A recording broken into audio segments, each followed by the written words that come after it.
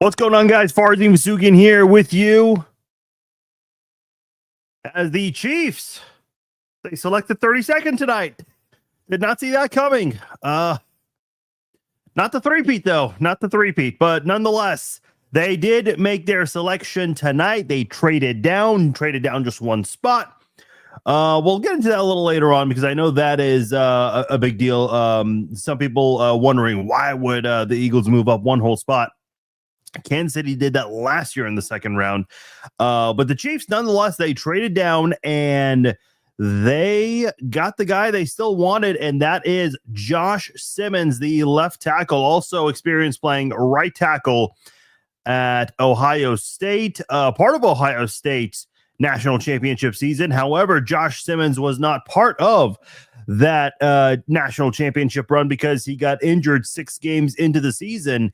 You heard Mel Kiper say this. I mean, the entire ESPN crew, and I don't know what NFL Network had said, but this has been talked about for a long time with Josh Simmons all year long. Is this is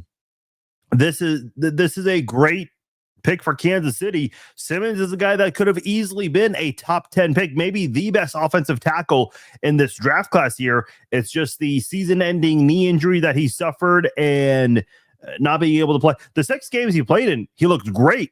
Didn't allow a sack in those 6 games. So I mean, would he have allowed a sack if he had played the entire season, especially being part of the college football a playoff run there? Yeah, probably. I mean, you're going up against the best of the best at that point in January, but can't really look at that too much. In his career overall, he's been pretty good. And yeah, I see a lot of you guys here. Some people happy, some people wishing it would have been Luther Burden. Will Johnson fell in the draft. We'll get into that shortly. But when you look at Josh Simmons, so he didn't allow a sack in the 6 games he played. The year before, 2023, he played 13 games with Ohio State. He only allowed 1 sack, 4 hits, 10 hurries. In 2024, in the 6 games he played, 0 sacks allowed, 0 hits allowed, and just 1 hurry, 1 pressure, essentially. 2022, not as good, and that was back when he was playing right tackle. Allowed 4 sacks, allowed 17 pressures. So they moved him from right tackle to left tackle, and he was a much better offensive tackle for Ohio State. And the Buckeyes certainly were a better football team with him there. But they were able to move on and win a championship without him when he was sidelined for the remainder of the season after being injured. Listen, I think this is a good move here. I do. Look, we know Kansas City's had issues with the offensive tackle position since they cut Eric Fisher. They trade for Orlando Brown. That didn't work out in the 2 years he was in Kansas City. They go and get Donovan Smith. That didn't work out. They go and draft Wanye Morris. They draft Kingsley Suamataia. They both compete against each other. Wanye Morris got injured, so Kingsley got to start the season, didn't do very well, so they put Wanye Morris in there at the end of that week 2 game against the Bengals. And they go and get DJ Humphries off the street. Doesn't work out. I mean, it's not for a lack of effort. I mean, they've certainly tried, but at the end of the day, it's just one of those situations where it's like, at some point, someone has to work. Somebody has to work in Kansas City. Is it going to be Josh Simmons? Well, the Chiefs have not drafted an offensive tackle in the first round in the Mahomes era.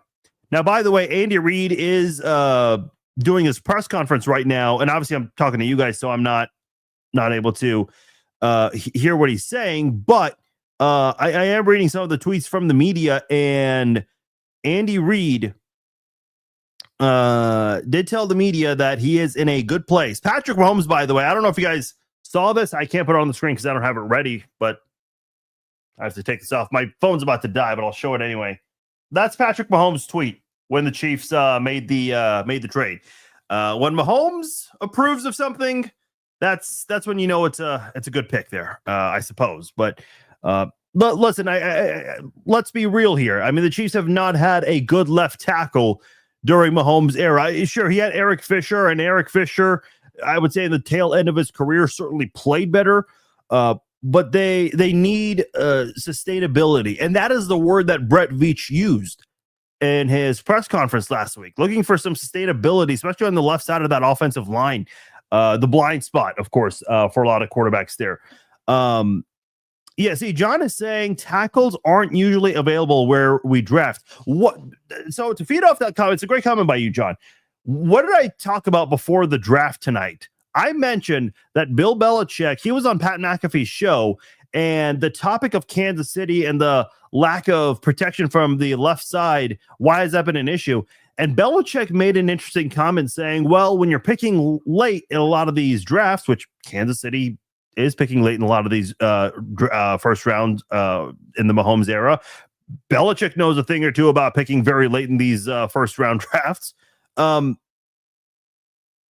You don't usually get these kinds of play. I still push back against that comment a little bit because the Chiefs have been able to find great players outside of the first round. Belichick, when he was in New England, they got a lot of great players outside of the first round. I think they had a quarterback by the name of Tom Brady who was 199. But neither here nor there. The point I'm trying to make is, yeah, sure. I think you can make the point that in general, you don't see a lot of great options at 29, 30, 31, 32, and in this case, it ended up being 32. I like the pick. I really do. You trade with the Eagles. They had a guy that they really, really wanted, and they must have thought another team was aggressively trading with Kansas City, and so they give him that 5th round pick. I mentioned earlier today, and I mentioned this earlier in the week too. The Chiefs, on day 3 of the draft, they have a 4th round pick and 3 7th round picks. Now you still have that 4th round pick. Now I believe it's a 5th round pick at 164. So at the end of the day, this is a Chiefs team that is in pretty good position. We know the Chiefs ultimately, they've been able to find a lot of great players outside of the first round. So the way I see it, this is a Kansas City team that's poised to have a pretty good weekend. I'm excited to see what day 2 of the draft brings, picking at 63 and then 66 and then 95. But I think I think in general, this is a Chiefs team that has a chance to really build on some things. I know a lot of people were expecting the defensive end. I don't think the Chiefs were high on the defensive end for their first round pick. I don't think that was a big priority for them. I know who was it? Mike Green, I think he fell in the draft from Marshall. That was a surprise. So let me just address this because I know a lot of you guys have commented about this already. So let me get into this right now. And by the way, I'm not in a good mood because the Vegas Golden Knights just got their asses kicked 5-2. So I suppose the Sanders family is having a worse night, but neither here nor there. The whole Luther Burden thing. I know a lot of you guys. I mean, listen, everyone's always going to be partial towards their alma mater or the college team they root for. So I get a lot of you guys wishing it was Luther Burden. I was going back and forth. I was like, either Josh Simmons or Luther Burden. I would not be upset with either. If you get Luther Burden, I mean, you just have a bunch of wide receivers everywhere, but you got to have pass protection. And I wondered this because the Chiefs got Jalen Moore and even a vote of confidence from Brett Veach saying that, hey, Jalen Moore was pretty good when he filled in for Trent Richardson in San Francisco. And then they also said that they liked what they saw from Kingsley Suamataia when he played that Week 18 game in Denver at left guard. Now, it doesn't mean everything. I mean, yeah, smoke screen. That word gets used a lot in when it comes to the weeks leading up to the draft. I'm just reading what Andy Reid's saying in the press conference, but I just don't know. Is Luther Burden, as great as he is, and I'm shocked that he's falling out of the first round, was he that big of a need? I don't know if Luther Burden was going to do how much could he have contributed? Not because I think he would be bad, but I think because Kansas City has Hollywood Brown, Xavier Worthy, Rashee Rice. I know Rice is going to take a suspension, but I don't think it's going to be a very long one like a lot of people are anticipating. I think a lot of people are going to be surprised with what that suspension ends up being. I do want to hear from you guys. So if you guys would like to comment with your thoughts on Josh Simmons, what the Chiefs did tonight, just your reaction, the comment to call in is right there. There's a link for you guys, the StreamYard link. I want to hear from you guys. I want to know how you're feeling. You like it? You don't like it? Give me a reason for how you feel. And let's chat it up. I want to hear from you guys. I know it's late. It is 10:59 Central Time. It's midnight for those of you on the East Coast. For those of you overseas, it's probably, you guys are probably having breakfast right now. You guys are used to watching me in the middle of the night very late, and I appreciate those as well. So if you guys want to chat it up, the link to call in is right there. So call in, let me know your thoughts, and yeah, I want to hear from you guys. So the link right there is to call in. I think in general, you're just looking around in the NFL here, and I'll give a couple of AFC West thoughts here. So 2 running backs went, both of them to the AFC. Ashton Genty to the Raiders at number 6, and Amari Hampton to the Chargers at 22. I've seen a lot of Chiefs fans with mixed reactions to the Raiders, because I do think the Raiders have some really good young bucks at the offensive side of the football. Obviously, with their tight end Brock Bowers and the type of season he had last year, statistically the best tight end in the league. And now they've got Ashton Genty, who basically had a Saquon Barkley type of season. I've seen some people criticize the Raiders. Do you draft a running back at number 6? If that running back is Ashton Genty, yes, I think you do. And I think they're going to be a better coach football team. In their 22-year drought of no playoff wins, I think their best coach has been John Gruden, and we all know how that came to an end. Meanwhile, for the Raiders, they now have a really good head coach, a coach that I've been a big fan of for a long time. And I think when you look at the Raiders, the way they're being built now, I mean, they haven't really had the quarterback.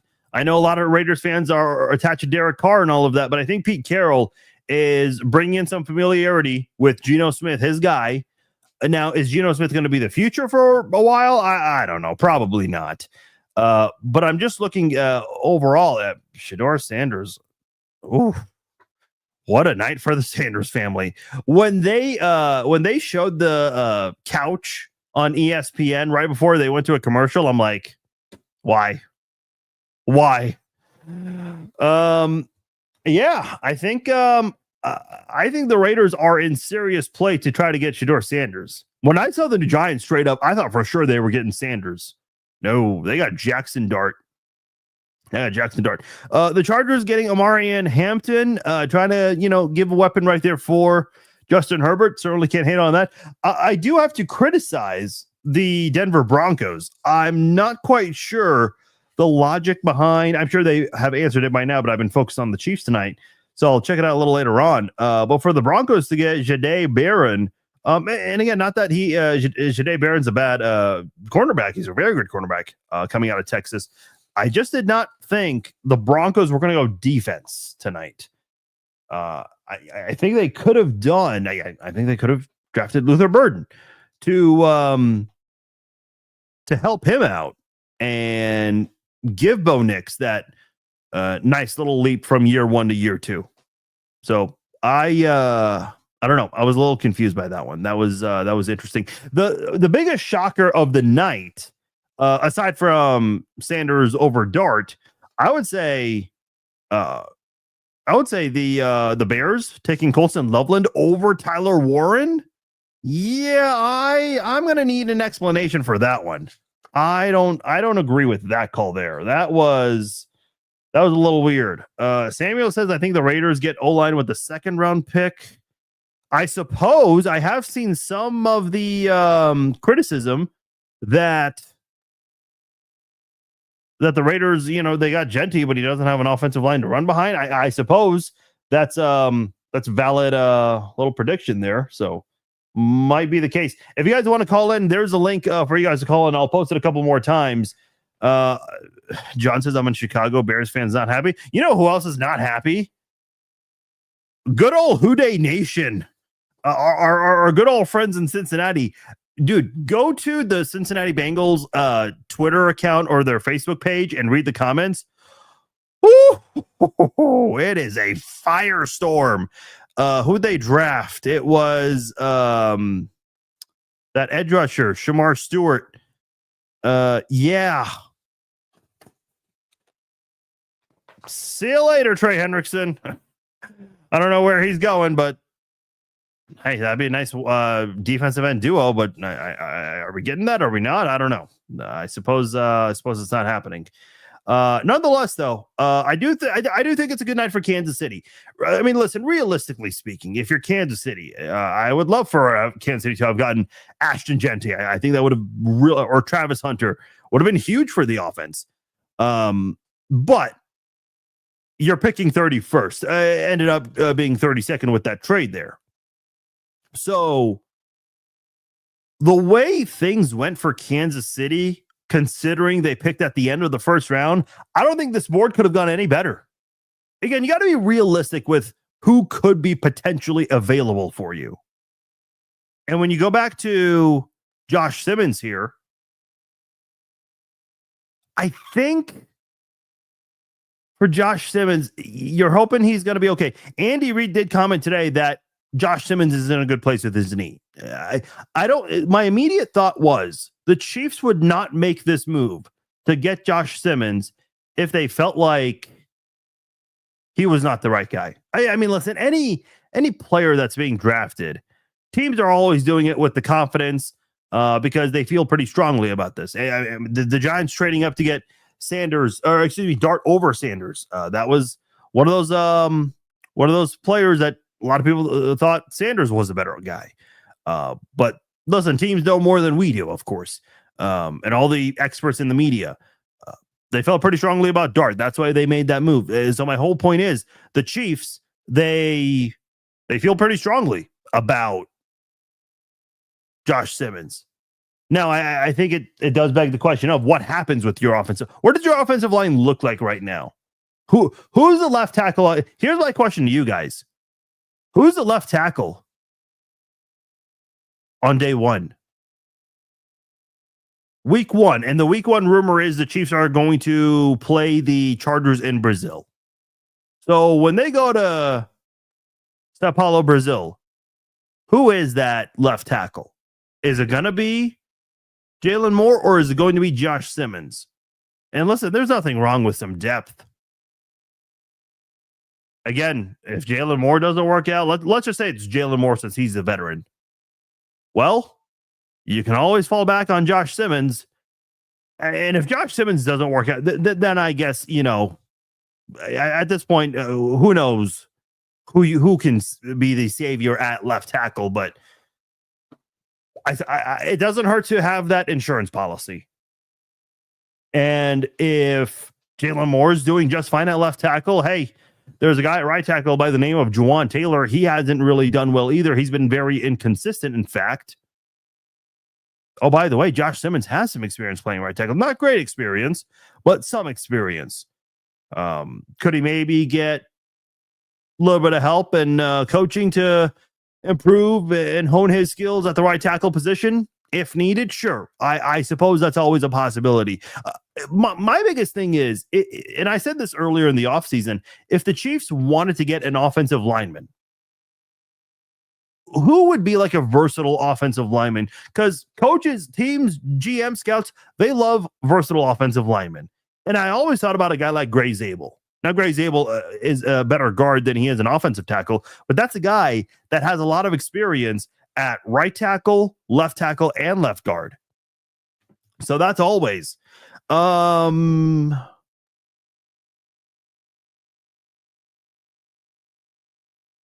Okay, so you guys seem pretty split on who could be the starter for week one. Interesting. And I mean, listen, there's no right or wrong answer right now. Because we won't know who it is until later on. Yeah, Samuel says, "Oh, we miss you, Joe." Too. Yeah, indeed. But it's one of those moves that had to be made.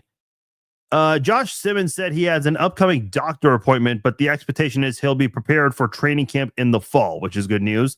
He also said he, quote, definitely felt like he could wind up in KC tonight. Said the Chiefs were one of the first ones to schedule a combine interview and a top 30 visit. So the Chiefs obviously felt pretty strong about Josh Simmons for quite some time. Makes complete sense. And listen, you have these top 30 visits because you have a lot of questions you want answered about specific people. You always want to know, hey, this guy's coming off a knee injury. How is he feeling? How does he look? Is he going to be ready for training camp? I think those things, DJ Humphries, I don't even think is on a team. No, DJ Humphries is a free agent. I suppose if neither offensive tackle work out or if there is an injury bug going on, around that position in the season, I guess you could always call DJ Humphries or Donovan Smith, because Donovan Smith I don't think has been signed either, has he? Because he did an interview saying that he dealt with an injury and that's why he wasn't signed, which doesn't make the most sense. So if neither one of these offensive tackles work, I guess you could always contact Donovan Smith or DJ Humphries, but hopefully it doesn't come down to it. Listen, I said this earlier. The Chiefs have drafted so many left tackles. Kingsley Suamata-Ias, which seems like they've given up on him at left tackle, but want to give him a chance at left guard. And now they're they signed Jalen Moore. They just drafted Josh Simmons. Someone's gotta be the guy. At some point, you keep throwing at a dartboard. At some point, you're going to hit the bullseye. At some point, you've got to hit that circle right in the middle, right? By the way, some breaking news tonight from a league-wide standpoint. They announced that the NFL schedule will be announced May the 14th. Here's how funny the NFL is. And we end up caring, so the NFL is laughing. We're always just consuming it. But the NFL announced when the schedule will be announced.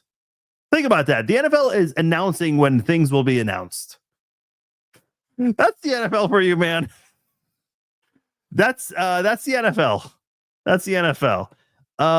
Steven says we basically lucked out in him having an injury so he could fall to us. See, that's an interesting way of looking at it as well. Because look at Justin Ross.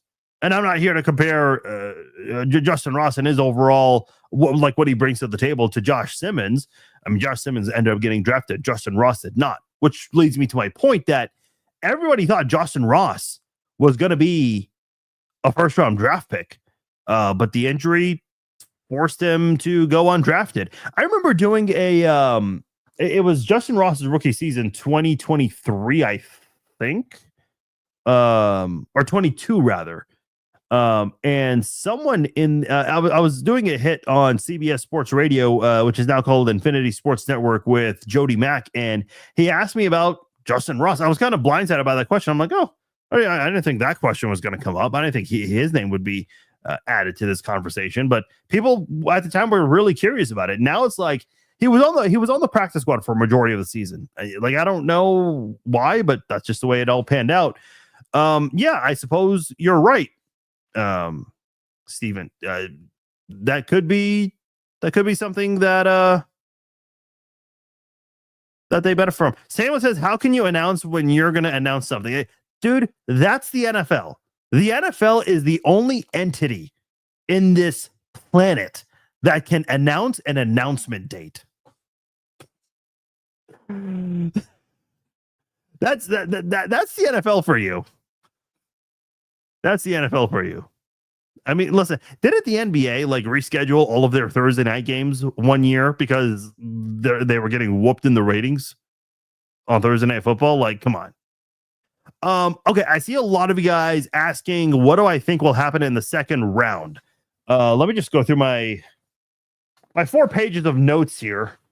So I thought there was going to be a really good chance the Chiefs would have gotten Derek Harmon. He ended up going to the Steelers here. You have Darius Alexander, TJ Sanders. I'm actually surprised Tyleik Williams got drafted today. I did not think he was going to be a round one guy, but again, teams know more than we do. One guy I really like out of Tennessee. Tennessee has a lot of great players in this draft, especially tomorrow. Tennessee has Omar Norman Lott, who I think will be taken in the second round.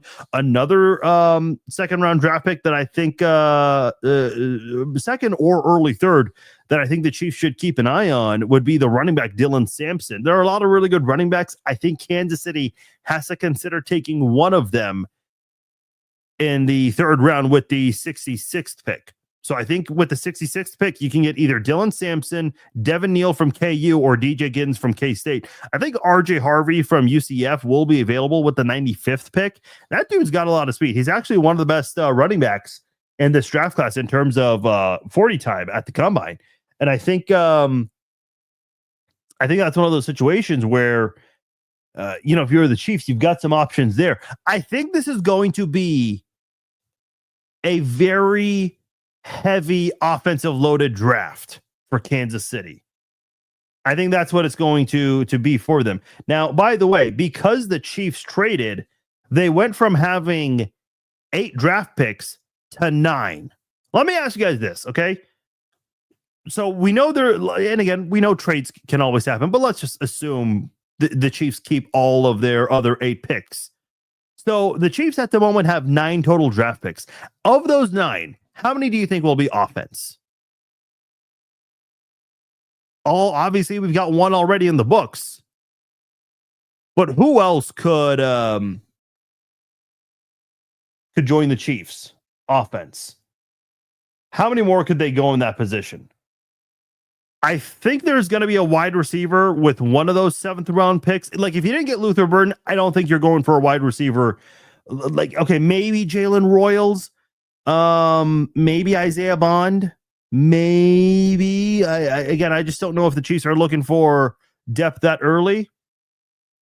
A lot of people, a couple of people saying 6, 5. Shad says all 9. 9 rookies can't make this. Oh, he's saying 9 rookies can't make this team. David says 2 more. Robert says 5 or 6. Okay. I mean, and again, no right or wrong answer here. I mean, it's a prediction. I do agree with you guys. I think 6 of the 9 draft picks will be offensive players. And not to say the defense was perfect. I think the defense took a little bit of a tiny step back last year. Here's my thing with the defense.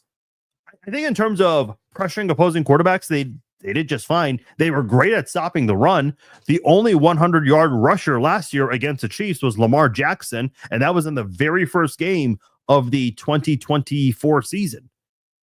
So I think when you look at Kansas City's defense, I don't think linebacker needs to be touched at all. Maybe they get somebody in the 7th round for depth purposes, but even then, I feel like Kansas City's depth at the linebacker spot is fine. They have Nick Bolton. They have Drew Tranquil. They have Leo Chenal. They brought back Cam Jones. They brought back Cole Christensen. Jack Cochran is still on the team. They brought back Blake Lynch. And again, not all 8 of them are going to make the team. There's also another linebacker, Sean Bradley. I don't think the Chiefs are touching the linebacker spot. Defensive tackle, I could see the Chiefs. Again, my preference is Omar Norman Lott from Tennessee. I would love that if Kansas City were to land him. I think Ty Robinson would also be good for depth purposes if he's available with that 5th round pick that the Chiefs got. Again, that's pick 164.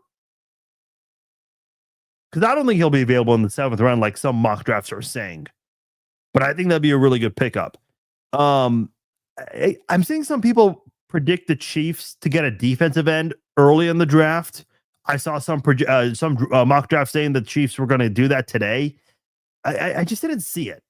I don't think. I think the Chiefs would consider a defensive end in this draft on day 3, not in the first 2 days. They have George Karlaftis. They have Charles Omenihu coming back. They have Mike Dana, who they really like as part of this defensive and little group here. They got Janarius Robinson. I think they want to give BJ Thompson another opportunity here after he missed last year with his health issue. They still have FAU also. Don't forget about him. I know he has not panned out at this rate, but I suppose the jury is still out on him as long as he's still on this team with an opportunity of some sort. And then you look at the secondary here. Trent McDuffie, a stud cornerback, no question about it. They bring in Christian Fulton. Could you maybe add a little bit more depth? Jalen Watson there? Because I think Trent McDuffie is going to play more nickel corner. Shamari Connor might see some of that as well. I think Shamari Connor would actually go back to playing more safety like he did his rookie year in 23. Yeah, I just don't know if the Chiefs have a lot to do on defense. I think a lot of it is offense. I think you've got to consider a running back between Sampson, Neal, and Giddens. Because I don't think Scotty was going to be available. I don't think Caleb Johnson's going to be available by the time the Chiefs are picking at 63. Travion Henderson is definitely not going to be available. I'd be really curious to see what the Chiefs do at the running back position, because Isaiah Pacheco is entering the last year of his deal. Kareem Hunt signed a 1-year deal. I think Elijah Mitchell did he sign a 1-year deal or a 2-year deal with the Chiefs? I think it was a 1-year deal. Yeah, it's a 1-year deal. So the running backs you have are all set to be free agents for next offseason. I think the running back position is something the Chiefs have to look at here. Is it absolutely necessary to get a running back this year? Could you wait next year? I suppose that's one route you could go. But I think that this running back class is so good this year, you got to consider getting someone this year. Like Dylan Sampson was great at Tennessee. Devin Neal rushed for 1,000 yards 3 years in a row. In a conference that I think has improved and become more competitive. I know there are a lot more teams now, but defenses certainly are not as bad as they used to be.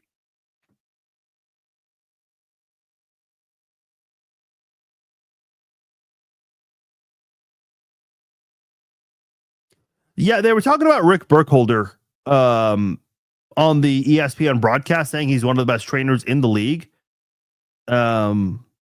You don't often hear people on ESPN talking about trainers. Like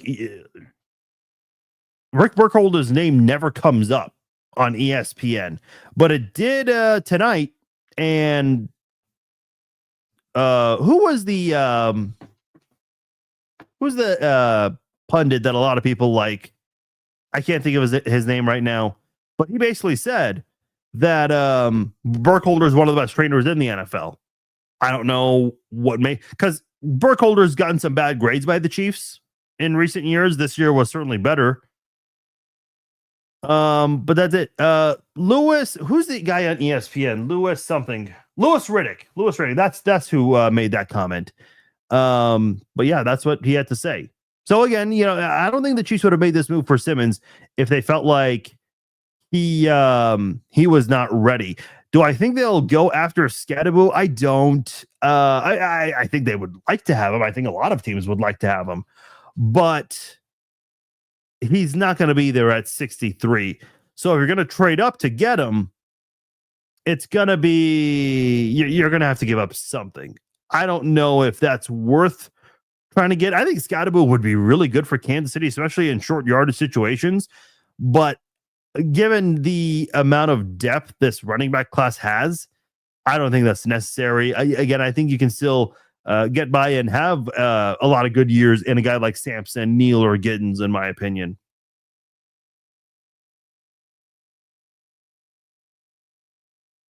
Yeah, and I kind of wonder about Carson Steele too. Like, they loved him last year in the preseason, but in the regular season, he was a completely different player. In fact, I think after the fumble against the Saints on Monday Night Football, he did not touch the football again until the Week 18 game, where a majority of the backups played.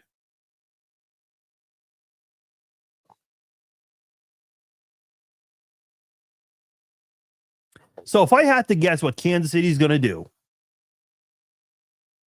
I think with the 63rd pick, I'll say Omar Norman Lott. With the 66th pick, I think they go Dylan Sampson. I'm going 2 Tennessee Volunteer players. Do we got any Tennessee Volunteer fans in the chat? I know there's got to be at least one. So if you're a Tennessee fan, you probably like that little prediction there. What could the Chiefs do with the 95th pick? Maybe an offensive guard. Maybe a Dylan Fairchild from Georgia. Miles Frazier out of LSU. Jackson Slater from Sacramento State. One of those guys. I suppose that would certainly be good competition to bring in for Kingsley in case he does not work out. Again, I don't think they're getting a linebacker. Edge, I don't think they're getting an edge. By the way, I have a question for you guys. For those of you saying you want tight end, because I'm seeing this a lot this week, why do the Chiefs need to draft the tight end? I feel like if there are two positions the Chiefs do not need to touch, would be linebacker and tight end. They have Travis Kelce coming back. They have Noah Gray, who they really like, and he made significant strides last year as a number 2 tight end. And I think that's a guy who is groomed and ready to take over whenever Travis Kelce steps away. And then you drafted Jared Wiley. I know Jared Wiley's coming off an injury, but I know the Chiefs like him and they want to give him an opportunity. Unless they feel like Jared Wiley's injury is going to hold him back in training camp and in the preseason and even early in the regular season, I don't think I don't see the logic in getting a tight end. I just don't. Yeah, Blake says Devin Neal in the 4th round would be awesome. I don't think he's going to be there. In fact, with the Chiefs pick at 95, I don't think Devin Neal would be there. If you don't get a running back at 63 or 66, your next pick is 95 if you don't trade. And I think RJ Harvey from UCF would be available. Maybe. Again, this is just my prediction here. RJ Harvey not as good as the other running backs there, but he's got the speed. He's probably the fastest of the top 10 running backs on my list here. So, I mean, we know that kind of thing bodes well in an Andy Reid offense. That's for sure. So that's kind of the way I view it. Josh Farmer from FSU, yeah.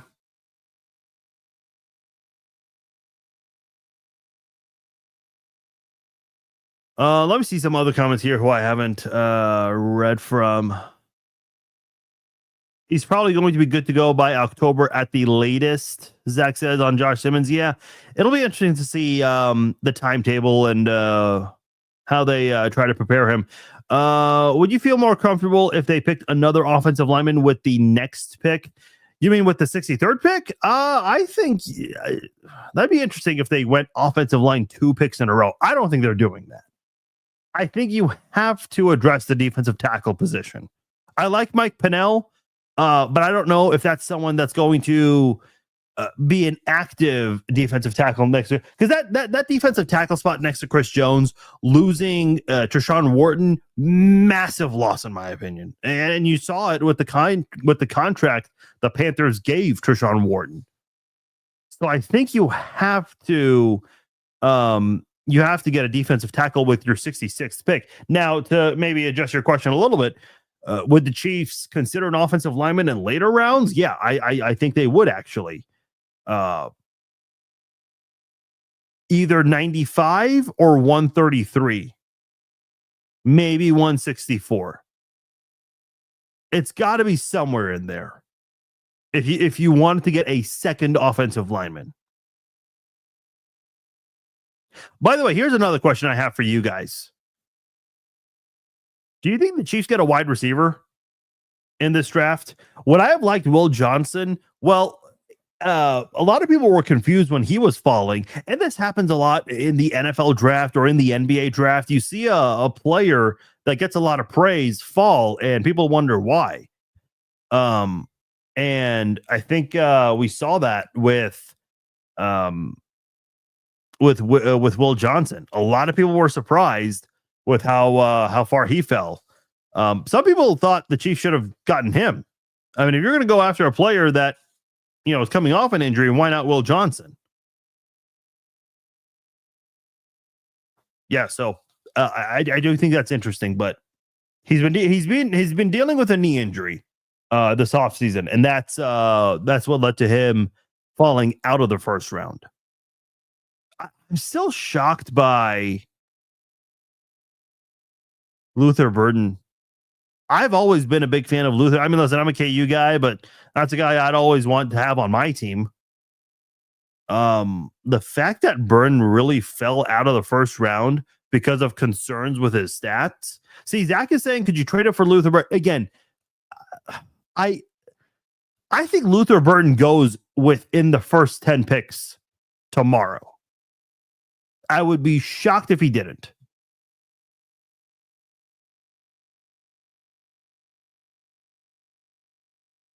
Casey says maybe. Steven says we don't need a wide receiver. So Steven's asking, why would we need another receiver? So I'll push back by saying this, because Brett Veach did say in his press conference last week that, and he had good things to say about Remigio, but he did say, even if we can get 1% better, we'll certainly push that envelope there. I say envelope, he called it off. But I mean, if there's a wide receiver that you see in this draft that you think could really serve you well, both on offense and special teams, sure, I think that could be. See, Daniel's agreeing with Steven, saying that you don't need a receiver this early. I do agree. Like, if you're not going to get Luther Burden, fine. Like, I don't think you should get anyone this early. Maybe 7th round depth purposes. And I say 7th round because the Chiefs have 3 7th round picks. I could see that. I don't think the Chiefs go for a wide receiver in this draft. At least not in the first 5 rounds. I say 5 because they don't have a 6th round pick. At least for right now, they don't. Watson is gone, and so is Juju. Oh, Juju's still on the team. Yeah, Brown is on a 1-year deal, but you do have Rice and Worthy who are on rookie deals, I suppose. Yeah. I can see what you're trying to say there. Yeah, I just wonder if the Chiefs decide to go defensive back at any point in this draft. Jacob Parrish from K-State's a good player. Darian Porter from Iowa State, another Big 12 guy. Someone who you might be able to get in the 3rd round. Not exactly sure when in the 3rd. The Chiefs have an early 3rd and a late 3rd. As far as safety goes, Xavier Watts. I was a little surprised he didn't go in the 1st round. But in the later rounds, I mean, Billy Bowen from Oklahoma, Lathan Ransom from Ohio State, Jalen Reed from Penn State. Those are some options as well. Jacoby Bryant, Clint says, yeah, that's another good one from KU. I'd be interested to see him selfishly because I'm a KU guy, and also I think it'd be cool every time he got an interception, we all say Kobe. Blake has an interesting comment here. The Chiefs should give Tyquan Thornton a chance and give Ross another look. Okay, let me just say this about Justin Ross. The guy was on the practice squad for a majority of the season last year, meaning any team could have claimed him off Kansas City's practice squad. Nobody claimed him. Because we got all this hype from Justin Ross for a couple of years now, but we're not seeing it. We're just not. As far as your comment about Tyquan Thornton, I do agree with you, Blake. I would love to see what Tyquan Thornton's going to do in training camp and in the preseason. I think this is going to be a very important training camp and preseason for Thornton because this is a guy that has a great skill set, a lot like a McCole Hardman or a Kadarius Toney, but unfortunately those guys just did not pan out or did not live up to expectations in terms of overall body of work. I know they both had big moments. Kadarius Toney had that big punt return that almost went for a touchdown in the Super Bowl against the Eagles, and then you had McCole Hardman with the game-winning touchdown catch in overtime. But again, overall body of work, just they didn't come through. Could the Chiefs maybe get the best out of a guy like Tyquan Thornton, who was on the Patriots practice squad? Yeah, maybe.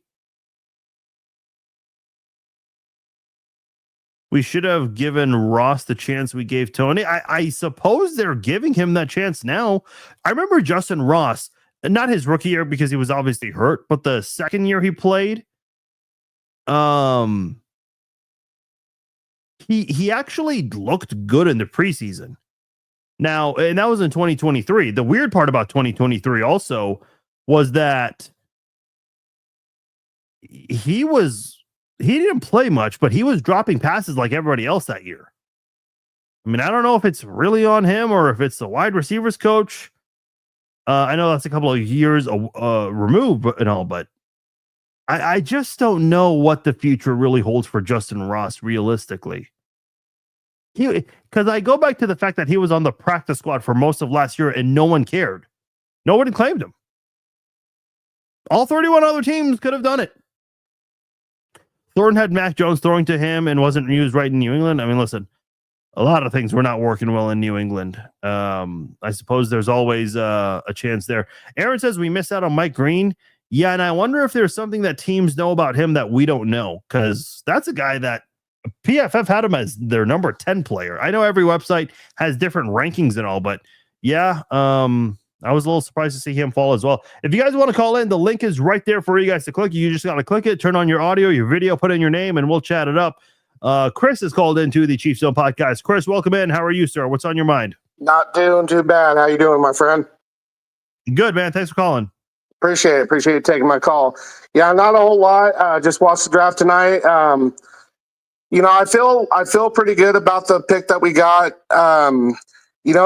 I feel if he can stay healthy enough, I feel he could be an impact player, because bottom line is we need to get protection from Mahomes. He's 30 years old, and we need that protection, because I feel if we can get that strong protection for him, then we could possibly see the return of that high explosive offense that we were used to seeing him.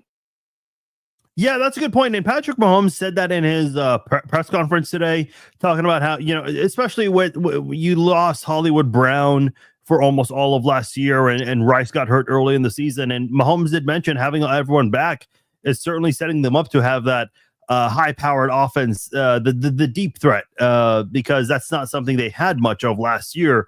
So yeah, I've always said if Patrick Mahomes can get that protection, I do agree with you, Chris. Yeah, he'll definitely have the opportunity to have the that big passing game that we all miss.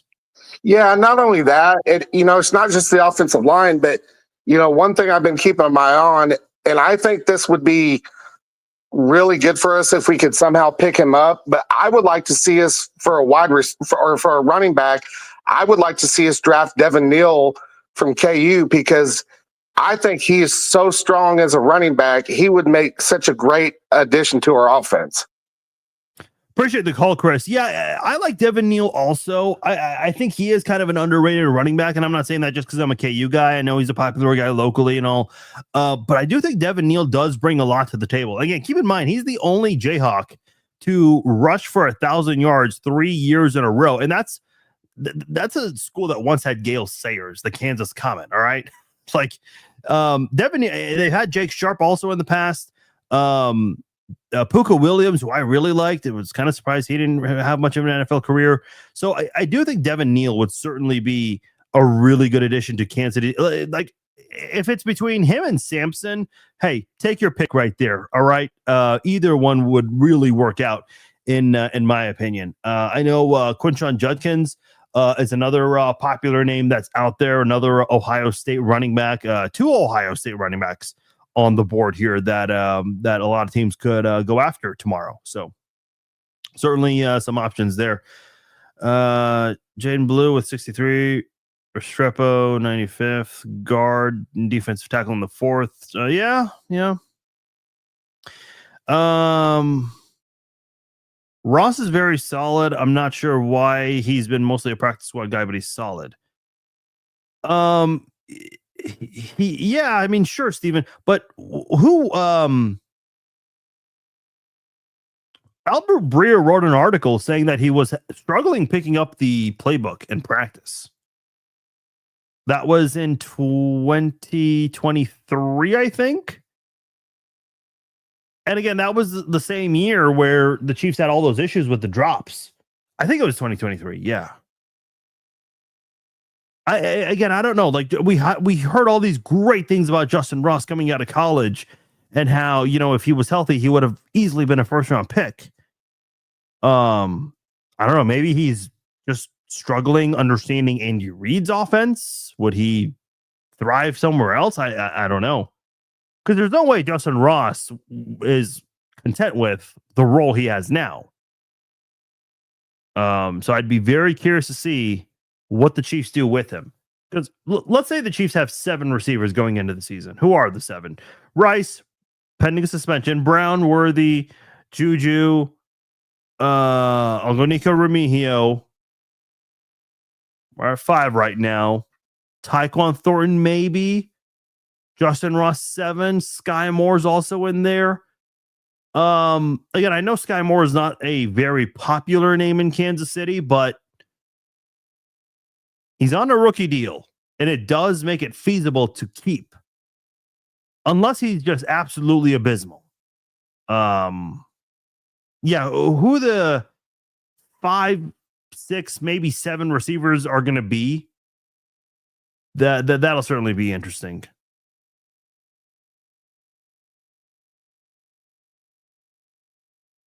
Aaron thinks we'll get another vet later at the wide receiver position. Maybe. Aaron says Scadaboo is a badass. Yeah, he is. Unfortunately, I don't think he'll be there. Daniel says, don't forget about Darren Sproles. I mean, what about him? I like Darren Sproles. I remember wanting him in Kansas City, not just because he's a local kid, but if there was ever a time that, like, everyone has a player in the division that's a rival, but you can't hate the guy. For me, it was always Darren Sproles. I could never hate on Darren Sproles. The one time, okay, 2 times actually, that I've ever rooted for a division rival in the playoffs, one was Darren Sproles against the Colts, dethroning the Colts when they had Peyton Manning. The other time, I hate to admit, was the Broncos Super Bowl 50, because they had Aqib Talib and Chris Harrison. I had a pretty good connection with Chris Harrison. He was always gracious to me, and you always root for guys like that. Willing to talk to me whenever he came back to visit Lawrence at KU. Got to interview him a couple of times. But I do remember the Chiefs getting Dexter McCluster, and that was a guy who was compared heavily to Darren Sproles. And then they got DeAnthony Thomas. Didn't work out, unfortunately. So, yeah, I mean, those types of speedsters Kansas City likes. That's why I wonder if the Chiefs would pass on Dylan Sampson, Devin Neal, DJ Giddens for a guy like RJ Harvey. It's got to be one of those 4, I would think. Because you're not getting Caleb Johnson. You're not getting Travion Henderson. You're not getting Cam Scadaboo unless you trade up. I think it's either going to be Sampson, Neal, Giddens, or Harvey. Those are the 4 guys who I think it's going to be. All right. A lot of reactions to the Chiefs getting Josh Simmons here. I'm sure we'll have more reactions as the weekend goes on, but I'm going to leave you guys with that. I appreciate all of you guys who watched and listened live on Facebook and YouTube. And for those who are listening to the archive version on Facebook, YouTube, Apple, Spotify, wherever it is you download or listen to a podcast, appreciate you guys as well. My name is Farzin Vasugian. We're going to be pushing a lot of draft content this weekend on Facebook, YouTube, Instagram, TikTok, all those places, Threads. So if you guys haven't done so already, make sure you're following me everywhere on those platforms there, as obviously this is a very busy weekend for Kansas City, and we will continue to have the discussion as the weekend goes on. Once again, I'm Farzin Vasugian. Thank you all for joining me for this very late edition of the Chiefs On Podcast. I will talk to you all later. Take care.